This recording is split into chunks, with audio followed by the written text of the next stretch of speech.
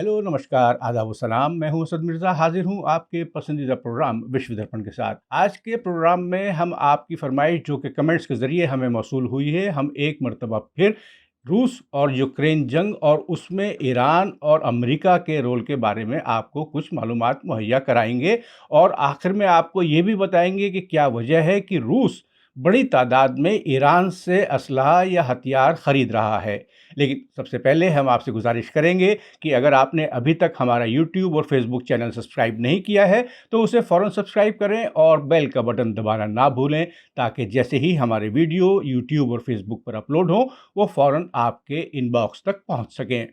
तो आइए अब अपने मौजू की तरफ चलते हैं, जो कि आज हम जिक्र करेंगे रूस यूक्रेन में जारी जंग का और उसमें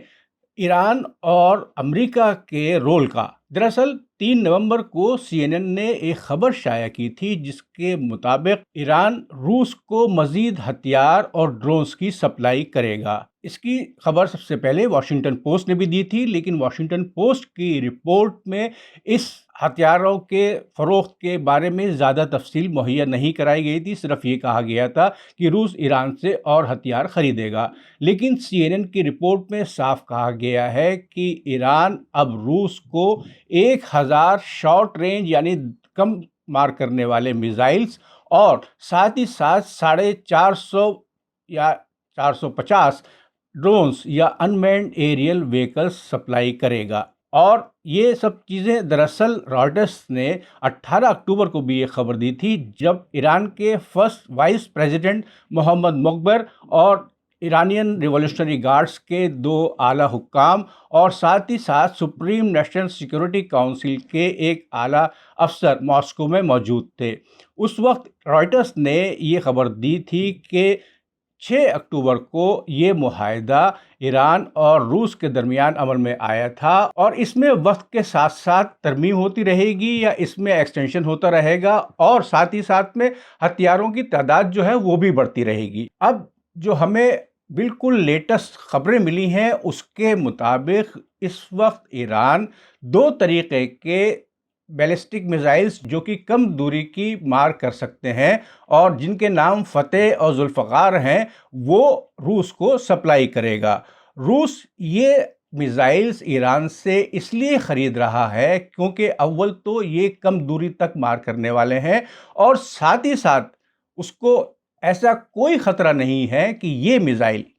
यूक्रेन की एयरफोर्स किसी तरीके से ख़त्म कर सकें, क्योंकि ये मिसाइल दरअसल टेक्नोलॉजिकली बहुत ही ज़्यादा सोफिस्टिकेटेड नहीं है और इसी वजह से जिस तरीके से ये अपने निशाने तक पहुंच सकते हैं, जैसे कि फतेह मिसाइल है, वो राडार का इस्तेमाल करते हुए अपने निशाने तक पहुंचता है, जबकि जुल्फ़कार जो है वो इंफ्रारेड इमेजिंग के ज़रिए अपने निशाने तक पहुंचता है। और ये मिसाइल्स आपके रडार पर आते हैं, सब कुछ मौजूद होता है, लेकिन आप इनको सिर्फ एंटी बैलिस्टिक मिसाइल्स के ज़रिए ही तबाह कर सकते हैं और यूक्रेनियन एयरफोर्स के पास इस वक्त कोई भी एंटी बैलिस्टिक मिसाइल नहीं है कि जिसके ज़रिए वो इन मिसाइल्स को ख़त्म कर सके। दिफाई तज्ज़िया निगारों की राय है कि रूस बड़ी तादाद में ईरान से ये मिसाइल इसलिए ख़रीद रहा है क्योंकि उसकी प्लानिंग है कि मौसम सरमा या विंटर्स के शुरू होने से पहले पहले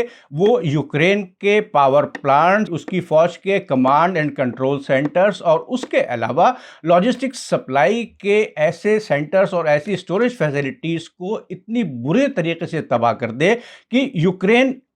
विंटर्स में या सर्दियों में उनको बनाने के काबिल न रहे और साथ ही साथ उसको तवानाई और इलेक्ट्रिसिटी की कमी का भी सामना करना पड़े। अभी तक मौसूल होने वाली खबरों के मुताबिक मुख्तलिफ ईरानियन ड्रोन्स और मिसाइल के हमलों से रूस ने यूक्रेन के पावर जनरेशन के 30 से 40% हिस्से को तबाह कर दिया है और अब जब उसके पास फतेह 110 और जुल्फ़िकार मिसाइल्स पहुंच जाएंगे तो वो एक पूरे प्लानिंग के तहत में यूक्रेन के बुनियादी ढांचे और फौजी ढांचे को खत्म करने की कोशिश करेगा। फतेह 110 जो है वो कम दूरी तक मार करने वाला एक मिसाइल है और ये सिर्फ 300 किलोमीटर तक मार कर सकता है और इसके अंदर ये कैपेसिटी नहीं है कि वो अपने आप अपना रास्ता तयन कर सके। उसके रडार में एक बार जो लोकेशन फीड कर दी जाती है उसी के साथ ये उड़ता है और इसी वजह से इसको तबाह करना आसान है, लेकिन उसके लिए जैसा कि मैंने पहले कहा कि आपको एंटी बैलिस्टिक मिसाइल्स की ज़रूरत है जो कि यूक्रेन के पास मौजूद नहीं है।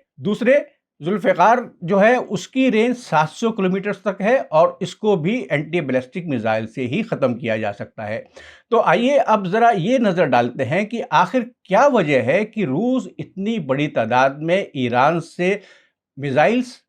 ड्रोन्स और दीगर जंगी साजो सामान और हथियार खरीद रहा है। दरअसल इसमें जैसे कि मेरा कहना है कि अगर आप किसी भी चीज़ की परतें निकालें तो सबसे आखिर में यही मामला सामने आता है कि कम कीमत या मईशियत या इकोनॉमी जो है वो आपके फैसले के पीछे एक बुनियादी वजह होती है।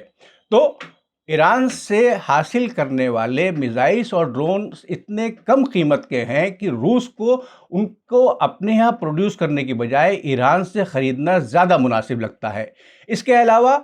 ईरान के पास इन मिसाइल्स और ड्रोन्स की एक बड़ी तादाद उसकी स्टोरेज फैसिलिटीज़ में मौजूद है जिनको वो बआसानी रूस तक मुंतकिल कर सकता है। इसके अलावा रूस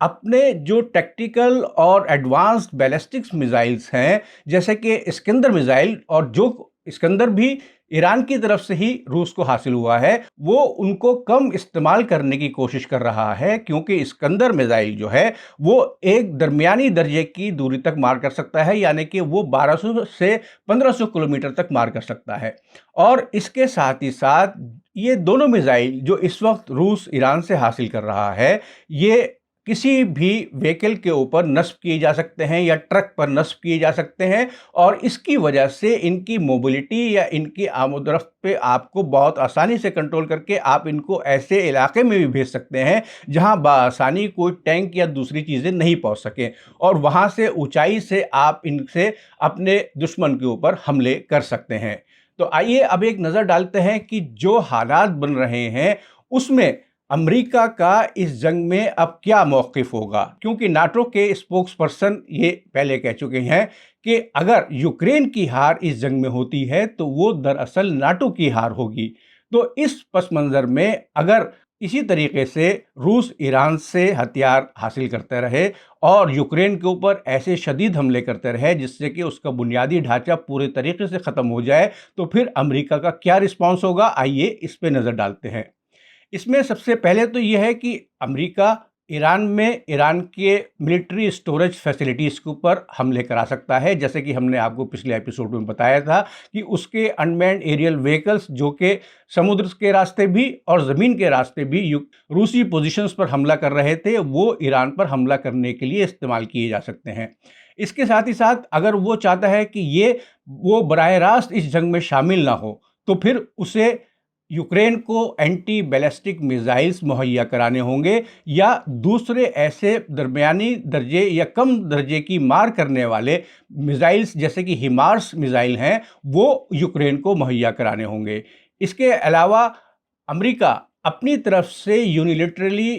एक नो फ्लाई जोन यूक्रेन के ऊपर कायम कर सकता है नाटो के ज़रिए, लेकिन उससे भी यही होगा जो कि पहले वाले पॉइंट में था कि इन दोनों तरीके से कि अगर अमेरिका ईरानी स्टोरेज फैसिलिटीज़ पर हमला करता है या यूक्रेन में कोई नो फ्लाई जोन कायम करने की कोशिश करता है तो फिर इस जंग में अमेरिका का दखलंदाजी ज़ाहिर हो जाएगी और वो ये नहीं चाहता है कि किसी भी तरीके से वो इस पूरी जंग में एक कलीदी किरदार या सेंट्रल रोल अदा करता नज़र आए, क्योंकि अगर ऐसा होता है तो अमेरिका में प्रेसिडेंट जो बाइडेन के मुखालिफ जो हवा कायम हो सकती है वो उसका मुकाबला करने के लिए तैयार नहीं है। तो फिल वक्त यही नज़र आ रहा है कि मौजूदा हालात में रूस की जो स्ट्रेटजी है, रूस की जो प्लानिंग है वो यही है कि सर्दियां आने से पहले वो यूक्रेन को इस बुरे तरीके से उसके बुनियादी ढांचे को ख़त्म कर दे कि वो उसके ऊपर कोई हमला ना कर सके,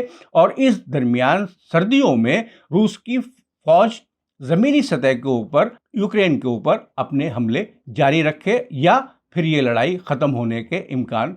और ज़्यादा बेहतर हो जाते हैं। उम्मीद है आपको आज का प्रोग्राम पसंद आया होगा। आपसे अगले एपिसोड में फिर मुलाकात होगी। खुदा हाफिज़, जय हिंद।